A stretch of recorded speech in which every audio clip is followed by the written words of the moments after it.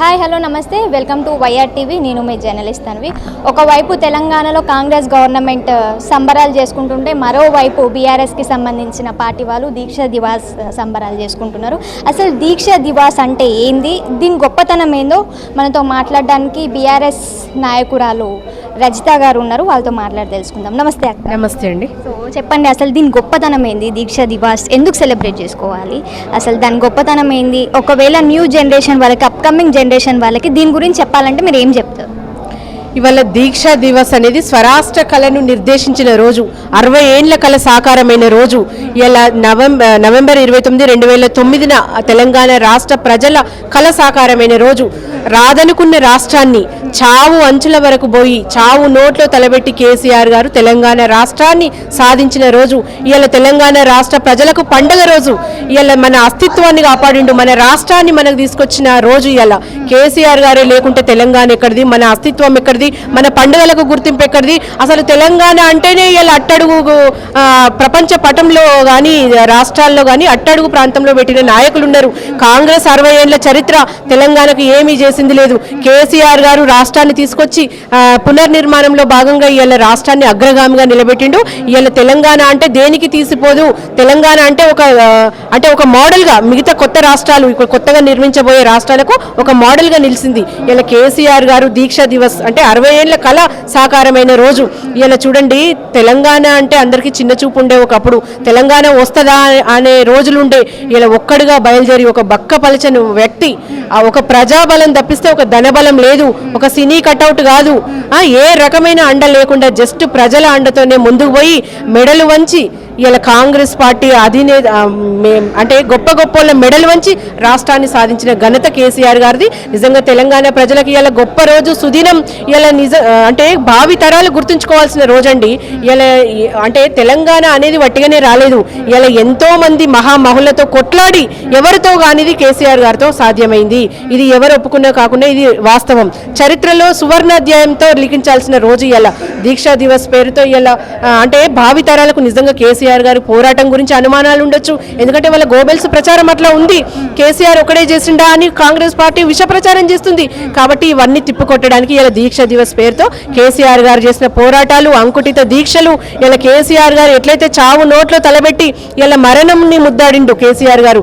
ఇలా కేసీఆర్ వచ్చుడో తెలంగాణ వచ్చుడో కేసీఆర్ సచ్చుడో అనే నినాదంతో ముందుకు పోయి తెలంగాణ రాష్ట్రం వస్తేనే తెలంగాణలో అడుగు పెడతా అని దమ్మున్న ఛాలెంజ్ చేసిన ధీరుడు కేసీఆర్ గారు. ఇలా స్వరాష్ట్ర కళను సాకారం చేసి ఇంతమంది ప్రజలలో చిరస్థాయిగా నిలిచిపోతున్న వ్యక్తి కేసీఆర్ గారు. కేసీఆర్ లేనిది తెలంగాణ లేదు, తెలంగాణ అంటే కేసీఆర్, కేసీఆర్ అంటే తెలంగాణ. ఈరోజు తెలంగాణ అన్ని సబ్బండ వర్గాలు ఇలా తెలంగాణలో ఇంత సంతోషంగా ఉన్నారు. ఇటు వ్యవసాయం రైతన్నలు కానీ, నేతన్నలు కానీ, ఇటు ఉద్యోగులు కానీ, ఇటు పిల్లలు కానీ, మహిళలు కానీ, ప్రతి ఒక్కరు కూడా సబ్బండ వర్గాలు ఇలా సంతోషంగా ఉన్నారంటే కేవలం కేసీఆర్ గారు కారణము. ఇలా కాంగ్రెస్ పార్టీ వచ్చిన సంవత్సరంలోనే విధ్వంసం జరుగుతుంది. ఇలా రాష్ట్రంలో అన్ని వర్గాలు కూడా రోడ్ల మీదకి వచ్చి ధర్నాలు చేస్తున్నాయి. ఇలా 2 ఏళ్ల పాప నుంచి 60 ఏళ్ల వృద్ధుల వరకు కూడా రాష్ట్రంలో ధర్నా చేస్తున్నారు రోడ్ల మీదకి వచ్చి.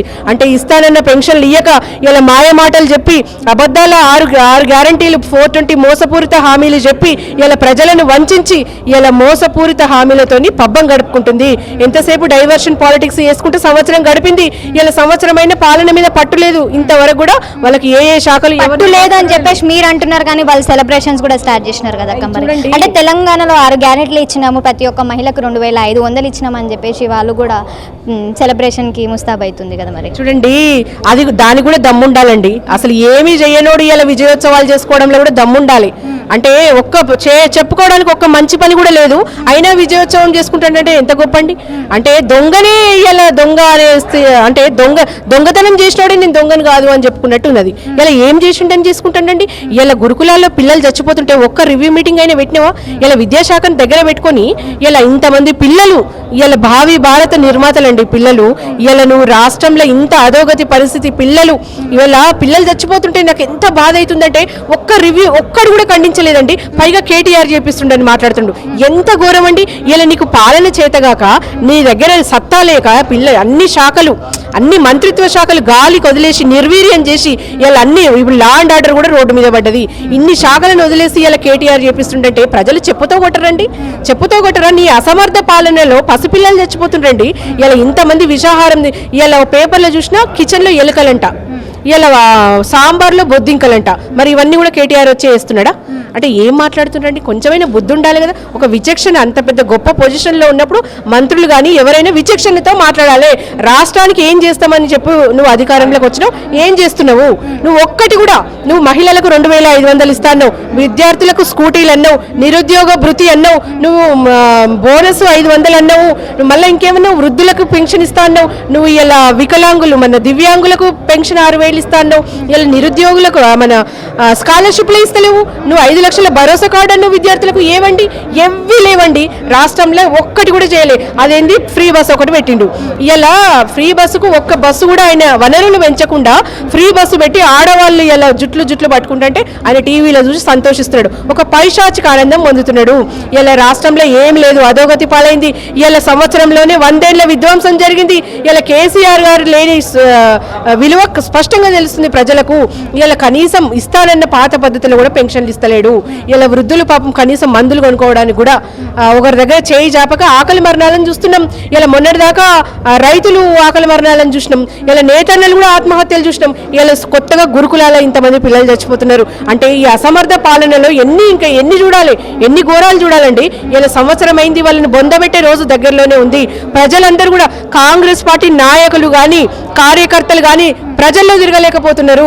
ఇలా వాళ్ళ ప్రజలను బీఆర్ఎస్ పార్టీయే కావాలని రెచ్చగొడుతుంది అని చెప్పేసి కాంగ్రెస్ వాళ్ళు అంటున్నారు కదా, మరి దానికి ఏం సమాధానం చెప్తారు? ఇలా ప్రజల కడుపు మండి తిరగబడుతున్నారండి. ఇలా ప్రజలు వాళ్ళకి అంత అడ్డగోలుగా కనిపిస్తున్నారండి. ప్రజలకు రాజకీయ పరిజ్ఞానం లేదా? ఎవరు చెప్తే వాళ్ళు వింటారా? ప్రజలకు ఒక విచక్షణ అనేది ఉండదా? ఎందుకు తక్కువ అంచనా వేస్తున్నారు? ఆ ప్రజల ఓట్లతోనే గెలిచిరు కదా, మీరు ఇలా అదే ప్రజలని ఇట్లా మాట్లాడతారా? ఎంత అవమానకరం.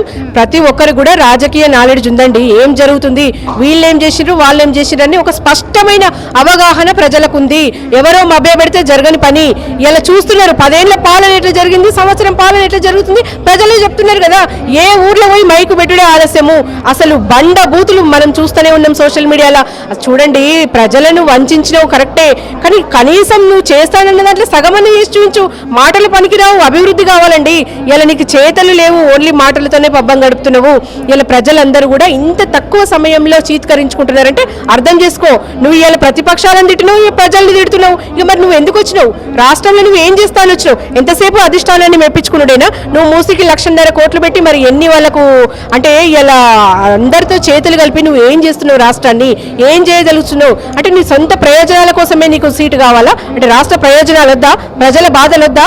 ఇన్ని రకాల ప్రజలు ఇంత అఘోరిస్తుంటే నువ్వు విజయోత్సవాలు ఎందుకు చేసుకుంటున్నావు? నువ్వు పక్క రాష్ట్రంలో పెళ్లిళ్ళకి పోతావు, పేరెంటాలకు పోతావు. నువ్వు ఎందుకు పోతున్నావు ఢిల్లీకి 28 సార్లు? నువ్వు ఎందుకన్నావో? నువ్వు సాగుకు పోతున్నావో, పెళ్లికి పోతున్నావో, నువ్వు దేనికైనా పో. తెలంగాణ ప్రజలుగా, పౌరులుగా మా సొమ్ముతో పోతున్నావు కాబట్టి మేము ప్రశ్నిస్తున్నాం. ప్రతిపక్షాలుగా నువ్వు ఢిల్లీకి పోయి ఏం చేస్తున్నావో ప్రశ్నించాల్సిన అవసరం మాకుంది, బాధ్యత మాకుంది. ఎందుకంటే ఇలా ప్రతిపక్షంలో ఉన్నా, ఆనాడు స్వపక్షంలో ఉన్నా, మేము ప్రజల కోసమే ఉన్నాం, ప్రజల కోసమే బతుకుతున్నాం.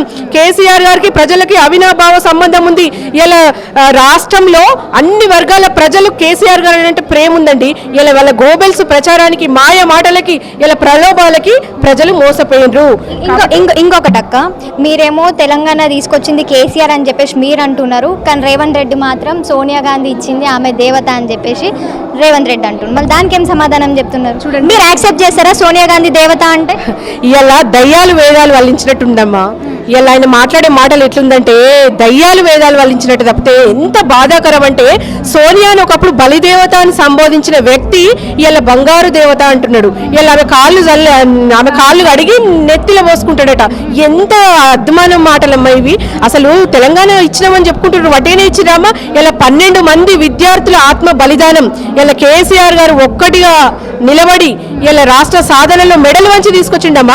ఢిల్లీ మెడలు వంచి స్వరాష్ట్రాన్ని సాధించిన ఘనత కేసీఆర్ గారికి. వీళ్ళు ఎక్కడున్నారమ్మా ఉద్యమంలో? రైఫిల్ రెడ్డి అని పేరు తెచ్చుకున్నాడు. ఉద్యమకారుల మీద గన్నెక్కు పెట్టిన చరిత్ర ఆయనది. ఎవరున్నారు ఈ కాంగ్రెస్ నాయకులు? ఎవరున్నారు? ఎవడు పదవుల కోసం ఉన్నారు వాళ్ళంతా. మేము బీఆర్ఎస్ పార్టీ నేతలందరూ కూడా పదవులను తృణప్రాయంగా వదిలేసి తెలంగాణ కోసం కొట్లాడిన చరిత్ర మాది. దొంగతనం కేసులో దొరికినరమ్మా వాళ్ళు. పట్ట పగలు 50 లక్షల సంచులతో దొరికిన దొంగలమ్మ వాళ్ళు. తెలంగాణ తెలంగాణను నిర్వీర్యం చేయడానికి పరాయి శక్తులతో ఆంధ్ర పాలకులతో చేతులు కలిపిన నాడు ఎక్కడమ్మా వీళ్ళు ఎక్కడున్నారు? రాష్ట్ర సాధనలో బీఆర్ఎస్ పార్టీ చరిత్ర సువర్ణాధ్యాయాలతో లిఖించగలిగింది. వీళ్ళ కాంగ్రెస్ పార్టీ నేతలంతా కూడా దొంగలు, వాళ్ళకి ఎటువంటి హక్కు లేదు. ఇలా సారు సాధించిన తెలంగాణలో వాళ్ళు పదవులు అనుభవిస్తున్నారు. సారు తెలంగాణ సాధించకపోతే వాళ్ళకి పదవులు ఎక్కడివి? వాళ్ళు ఎక్కడి నుంచి వచ్చిండ్రమ్మా? వాళ్ళకి ఏ రకమైన అర్హత కూడా లేదు. తెలంగాణ ప్రజల మీద ప్రేమ కూడా లేదు. వాళ్ళు జస్ట్ అధికారం వ్యామోహంతో గెలిచిండ్రు కాబట్టి వాళ్ళు సంపాదనలో పడ్డారు. కాంగ్రెస్ పార్టీకి పైసలు కావాలి కానీ ప్రజలు వద్దనేది ప్రజలకు కూడా అర్థమైంది. ఇలా మాకే కాదు, ప్రజలు కూడా చీకొడుతున్నారు. ఎంతసేపు గత ప్రభుత్వాలను విమర్శించుకుంటూ సంవత్సరం గడిపిండు, ఇలా ప్రజలను కూడా అంటున్నాడు కదా ప్రజలకు బుద్ధి లేదు, ఇలా ప్రజలు తప్పు చేసిండ్రు అంటే ప్రజలు కూడా ప్రశ్నిస్తే వాళ్ళకి పైసలు ఇచ్చి మాట్లాడిపిస్తున్నారు అని అంటారు. దాన్ని మీరు ఎట్లా చూస్తారు? చెప్పుతో కొడతారమ్మా ప్రజలు, నేను కాదు. ఇలా ప్రజలు చీకొడుతున్నారు. ఇలా మనం లగచర్ల ఇన్సిడెంట్ కూడా చూసుకుంటే కావాలని బీఆర్ఎస్ పార్టీకి సంబంధించిన ఒక వ్యక్తి వచ్చి వాళ్ళందరినీ గ్యాదర్ చేసి కావాలని కలెక్టర్ పైన దాడి చేయించిండు అని చెప్పేసి కూడా చాలా వరకు వాళ్ళకి సంబంధించిన సోషల్ మీడియాలో బాగా ప్రచారమైంది, బాగా ట్రోల్స్ కూడా రావడం జరిగింది. నిజంగానే బీఆర్ఎస్ పార్టీ లగచర్లకి ఏదైతే ఇన్సిడెంట్ జరిగిందో వాంటన్లీ బీఆర్ఎస్ పార్టీ చేయించింది అనుకోవచ్చా? ఎక్కడేనండి లఘుచర్ల ఇన్సిడెంట్. ఇవాళ బిగ్ బ్రేకింగ్ న్యూస్ ఏంటంటే లఘుచర్ల భూసేకరణ అనేది వెనక్కి తీసుకుంటున్నానని ప్రకటించిండు. ఎందుకు తీసుకుంటున్నాడు? ప్రజలంతా ఏకమై తంతండ్రు అక్కడ. అందుకే కదా వెనక్కి తీసుకుంటున్నాడు. దానికి కేటీఆర్ గారికి ఏం సంబంధం అండి? పేద గిరిజన ప్రజలు కడుపు మండి పచ్చని పంటలు పండే భూమిని లాక్కుంటుంటే ఎవరు ఊరుకుంటారండి? వాళ్ళకు పంటలు తప్పితే, వ్యవసాయం తప్పితే వేరే ఆధారం లేదు. అటువంటి పంటల్ని తీసుకొని నువ్వు ఫార్మాసిటీ పేరుతోని భూములను గుంజుకుంటా అంటే ఎవరు ఊరుకుంటారు? ఇలా కలెక్టర్ వస్తున్న విషయమే వాళ్ళకి తెలియదట. వాళ్ళు ఏదో సేకరణకు వస్తుంటారని చెప్పేసి ప్రజలు భయభ్రాంతులకు గురై మేము తిరగబడకపోతే మా భూములు మాకుండవు, మా ఊరు మాకుండదని తిరగబడ్డారండి. వాళ్ళ మంట, కడుపు మంట. దాన్ని కూడా కేటీఆర్ కాపాదిస్తే ఇంకేముంటుంది? పంటలు అని చెప్పేసి మీరు అంటున్నారు కానీ రేవంత్ రెడ్డి మాత్రము దాంట్లో ఎలుకలు గుడ్లు పెడుతున్నాయి, బాతులు గుడ్లు పెడుతున్నాయి అని చెప్పేసి ఒక సభలో, వరంగల్ సభలో చెప్పడం జరిగింది. మరి ఇగో వీటికి మాటలు లేవు, కన్నీటి దారలు. ఇలా ప్రజల ఆర్తనాదాలు, రైతుల బాధలు తెలియనోడు ఇలా రియల్ ఎస్టేట్ దందా చేసేటోడు ముఖ్యమంత్రి అయిండు. ఆయనకి ఏం తెలుస్తుంది? ఆయనకు వ్యవసాయానికి రైతులకున్న అనుబంధం ఏం తెలుస్తుంది? ఇలా ప్రజలు నువ్వు వెళ్ళి అడగమ్మా, ఊర్లో పోయి ప్రజల దగ్గర మైకు పెట్టి వాళ్ళే చెప్తున్నారు కదా, మాకు పంటలు పండితే మేము వాటి మీదనే బతికినాం ఇన్ని రోజులు, మాకు వేరే ఆధారం లేదు. ఇలా మా పంటలు పండే భూములను రేవంత్ రెడ్డి రాకుంటే మేము ఊరుకోమని ధర్నా చేసిర్రు. పెద్ద ఎత్తున ఢిల్లీకి పోయినారు కదమ్మా. ఇలా పౌర హక్కులు కానీ గిరిజన సంఘాలు కానీ వాళ్ళతో కలిసి కొట్లాడినాయి కాబట్టి ఘన విజయం సాధించారు. ఇలా భూసేకరణ వెనుకకు పోయిందంటే వటిగానే పోయిందా? ఆయన చేస్తున్న తప్పు తెలుసుకున్నాడు, ప్రజలు తన్నేటట్టున్నారని వెనుకకు పోయిండు. ఇలా ప్రతిదానికి కేటీఆర్ని ఆపాదిస్తే ఎట్లండి? అక్కడ ఒక వ్యక్తి అధ్యక్షుడు అంటే డెఫినెట్ గా సురేష్ అనే వ్యక్తి బీఆర్ఎస్ కార్యకర్తనే. కానీ ఆయన ఊర్లో అన్యాయం జరుగుతుంటే ఊరుకోవాలా? మేము చూస్తూ ఊరుకోవాలమ్మా? ఆయనకు భూమి ఉన్నది అంటే ఓన్లీ బీఆర్ఎస్ వాళ్ళ భూములే గుంజుకుంటాడా? అందులో బీఆర్ఎస్ వాళ్ళు ఉన్నారు, కాంగ్రెస్ వాళ్ళు ఉన్నారు, బీజేపీ వాళ్ళు ఉన్నారు, అన్ని వర్గాలు ఉన్నారు. ముఖ్యంగా ప్రజలకు కడుపు మంట ఉంది. ఆయన చేస్తున్న అరాచకం మీద ప్రజలు తిరుగుబాటు చేసిండ్రు. అదేదో బీఆర్ఎస్ పార్టీకి ఆపాదించి చేతులు దులుపుకుందాం అనుకున్నాడు కానీ అది ఎక్కడ కూడా నడవలేదు. ఓవరాల్ గా రేవంత్ రెడ్డి పాలన పైన మీ ఒపీనియన్ ఏంది? సక్సెస్ గవర్నమెంట్ అనుకోవచ్చా, ఫెయిల్యూర్ గవర్నమెంట్ అనుకోవచ్చా? ఒకవేళ ఫెయిల్యూర్ గవర్నమెంట్ అయితే ఏ విషయంలో ఫెయిల్యూర్ అయింది? ఒకవేళ సక్సెస్ అయితే ఏ అంశంలో, ఏ విషయంలో సక్సెస్ అయింది అనుకోవచ్చు అక్క? అయితే ఓవరాల్ గా చూస్తే ఫెయిల్ అయిందమ్మా. సక్సెస్ అయింది అని అంటే గోబెల్స్ ప్రచారం, విష ప్రచారం, మాయమాటలు, గోబెల్స్ ప్రచారంతో ఊరూరా తిరిగి అందులో సక్సెస్ అయ్యారు. అట్లా గోబెల్స్ ప్రచారంతో గద్దెకెక్కింది కాబట్టి అట్లా సక్సెస్ అయ్యారని చెప్పొచ్చు. ఇలా చేతలకు వచ్చే వరకు ఒక్కటంటే ఒక్క మంచి పని చేసిన దాఖలాలు లేవు. నిర్మించినవి కూలగొట్టుడు తప్పితే ఒక్క ఇటుక పెళ్ళబెట్టి ఒక కట్టడం కట్టింది తెలియదు, ఒక్కరికి న్యాయం చేసింది తెలియదు. ఇలా కేసీఆర్ గారిని విమర్శించుకుంటే పబ్బం గడిపిండు కానీ తెలంగాణ రాష్ట్ర ప్రజలకు ఏమీ చేయలేదు. కాబట్టి ఓవరాల్ గా కాంగ్రెస్ పార్టీ ఫెయిల్ అయింది. తెలంగాణలో ప్రజలు ఇంత తక్కువ కాలంలో చీత్కారానికి ఎదుర్కొన్నారంటే ఇంతకంటే ఫెయిల్యూర్ ఏముంటదమ్మా? ఇలా అన్ని వర్గాల ప్రజలు శాపనార్థాలు పెడుతున్నారు.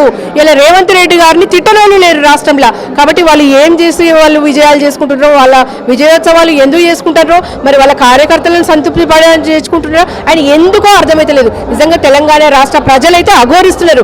కాంగ్రెస్ పాలనలో భస్మాసుర హస్తం కాంగ్రెస్. అది ఎప్పుడు వచ్చిందో అది అప్పటి నుంచి రియల్ ఎస్టేట్ పడిపోయింది, వ్యాపారాలు దెబ్బతిన్నాయి. ఇలా వాళ్ళ నోటి తీటతో సినీ వర్గం కూడా దెబ్బతిన్నది. ఇక అన్ని రకాలు, అన్ని ఇండస్ట్రీలు కూడా మూతపడే పరిస్థితికి వచ్చింది. ఇలా తెలంగాణ ఆకలి కేకల చావుల మరణాల తెలంగాణ అయిపోయింది. వాళ్ళ పుణ్యాన ఎంత మంచి సుభిక్షంగా ఉండే తెలంగాణ ఇలా ఆకలి మరణాలు కూడా చూస్తున్నామంటే ఇంతకంటే అద్మానమైన పాలన ఎప్పుడు కూడా చూడలేదు రాష్ట్రంలో.